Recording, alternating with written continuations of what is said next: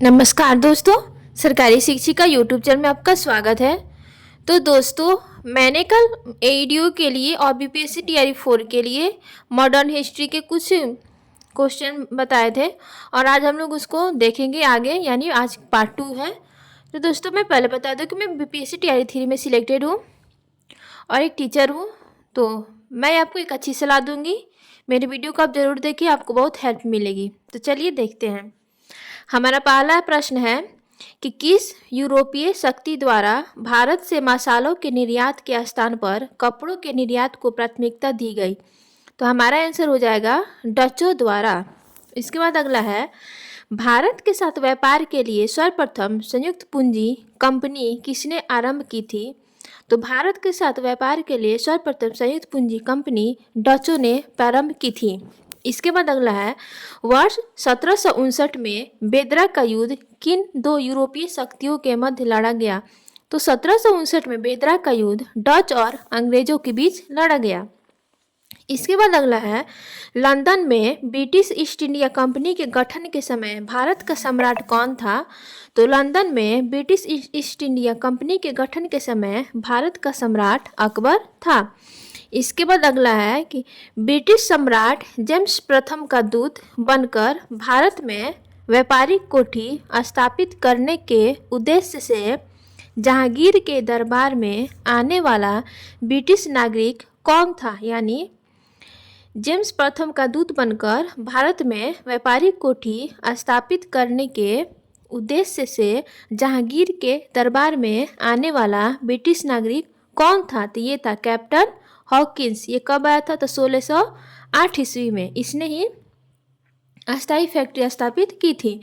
इसके बाद अगला है कि ब्रिटिश ईस्ट इंडिया कंपनी द्वारा भारत में प्रथम अस्थायी कारखाना मसूलीपट्टनम 1611 ईस्वी में तथा प्रथम अस्थायी कारखाना सूरत में 1631 ईस्वी में स्थापित किया गया था।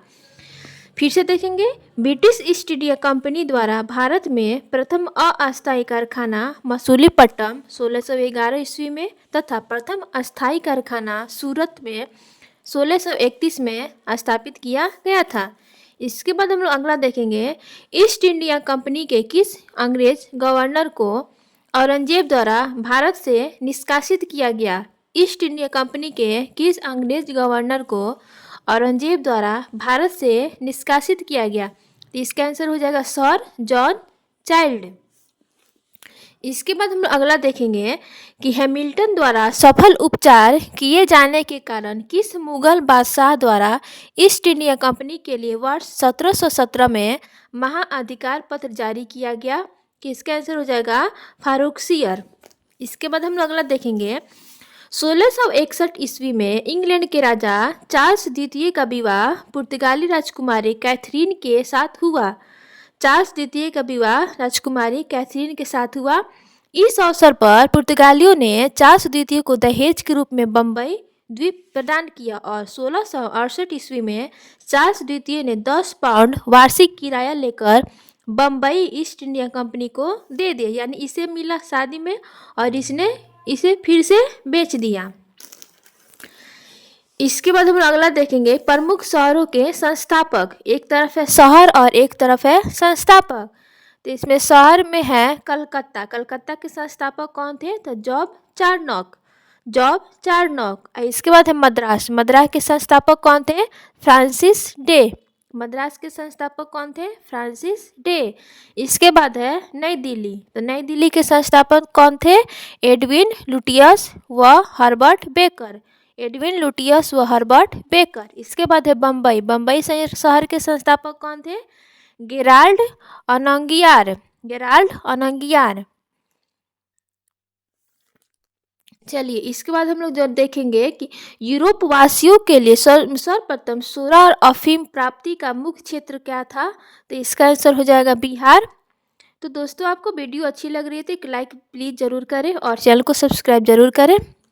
इसके बाद हम लोग आगे देखेंगे कि वर्ष 1664 में फ्रांसीसी कंपनी की स्थापना किसके प्रयासों से की गई। तो इसका आंसर हो जाएगा कोलबर्ट। इसके बाद अगला देखेंगे कि फ्रांसीसी कंपनी की स्थापना किसके कार्यकाल से की गई थी? फ्रांसीसी कंपनी की स्थापना किसके कार्यकाल से की गई थी? तो इसका आंसर हो जाएगा लुई 14वें।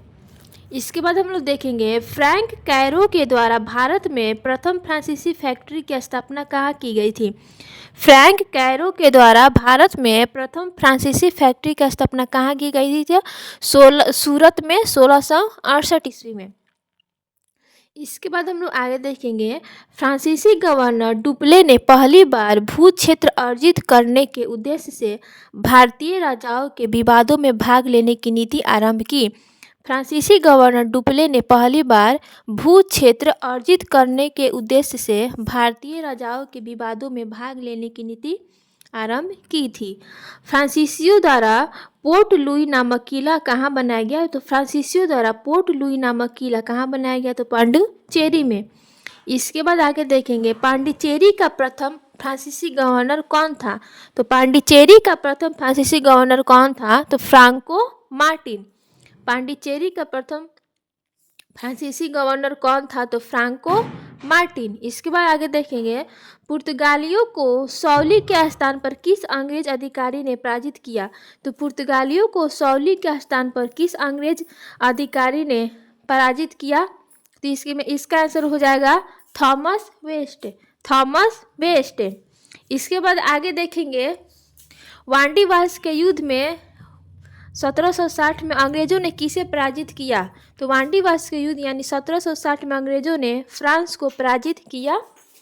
इसके बाद आगे देखेंगे कर्नाटक का युद्ध किनके मध्य लड़ा गया था? तो कर्नाटक का युद्ध लड़ा गया था अंग्रेज और फ्रांस के बीच। कर्नाटक का युद्ध किसके बीच लड़ा गया? तो अंग्रेज और फ्रांस के बीच। इसके बाद आगे देखेंगे प्रथम कर्नाटक युद्ध किस संधि के माध्यम से समाप्त हुआ? प्रथम कर्नाटक युद्ध किस संधि के माध्यम से समाप्त हुआ?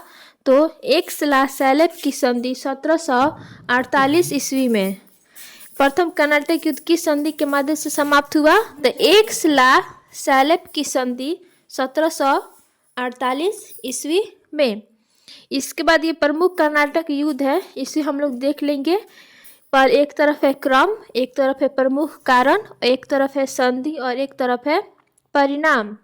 तो प्रथम कर्नाटक युद्ध 1746 से 1748 के बीच लड़ा गया था। इसके प्रमुख कारण क्या थे? तो ऑस्ट्रेलिया के उत्तराधिकारी का युद्ध था। और कर्नाटक युद्ध की संधि किसके बीच हुई थी? तो एक्स-ला-सैलेब की संधि 1748। एक्स-ला-सैलेब की संधि 1748 और इसके परिणाम क्या हुआ? अनिर्णित परिणाम हुए। इसके बाद है कर्नाटक का द्वितीय युद्ध है 1749 से 1754 के बीच लड़ा गया।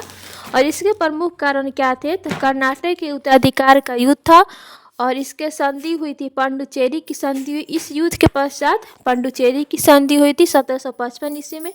और इसके परिणाम क्या हुए? तो ब्रिटेन मजबूत स्थिति में आ गया। इसके बाद है कर्नाटक का तृतीय युद्ध जो 1756 से 1763 ईस्वी तक चला। और इसके प्रमुख कारण क्या थे? तृतीय कर्नाटक युद्ध के प्रमुख कारण क्या थे? तो सप्तवर्षीय युद्ध और औपनिवेशिक कारण थे। सप्तवर्षीय युद्ध एवं औपनिवेशिक कारण थे। और यह किस संधि के पश्चात हुआ? तो पेरिस की संधि। इस युद्ध के पश्चात पेरिस का संधि हुई और 1763 ईस्वी में 1763 ईस्वी में। और इसके परिणाम क्या हुए? तो फ्रांस की पराजय हुई। तृतीय कर्नाटक युद्ध के पश्चात क्या हुआ? तो फ्रांस की पराजय हुई।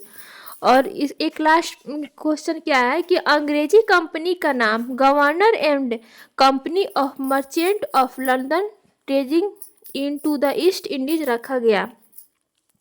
अंग्रेजी कंपनी का नाम governor and company of merchants of London trading in to the East Indies रखा गया। तो दोस्तों आज हम लोग ने बहुत ही इंपॉर्टेंट मॉडर्न हिस्ट्री के क्वेश्चन देखे। तो आप लोगों को कैसा लगा कमेंट करके ज़रूर बताइएगा। और आपको इसमें से कितने प्रश्न पहले से मालूम थे ये भी बताइएगा। और आगे आप और भी विषय पे चाहते हो प्रश्न तो आप हमें ज़रूर बताएं। और चैनल को सब्सक्राइब करें और वीडियो को लाइक ज़रूर करिएगा ताकि हमें प्रेरणा मिले और हम और भी आगे वीडियो आपको वीडियो के लिए और बीपीएससी तैयारी 4 के लिए ज़रूर लाएंगे।